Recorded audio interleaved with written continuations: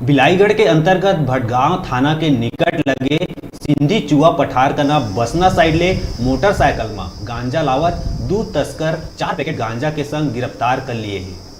भटगांव थाना ला मुखबिर ले सूचना मिलीस कि बसना साइड ले दो गांजा तस्कर मोटरसाइकिल में सवार होके बसना जंगल कती ले पठार होत हुए जावत है।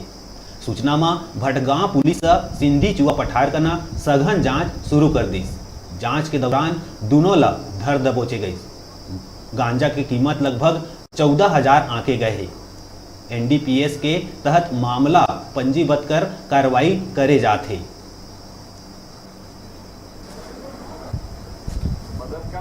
मुखबिर से सूचना मिली थी कि गांजा तस्करी होने वाली है और एक बाइक में 2 व्यक्ति लेके आ रहे हैं बसना तरफ से। तो हमारी पार्टी सिंधी चुआ के पास पठार में नाकाबंदी किए थे और प्रत्येक वाहन को चेक कर रहे थे।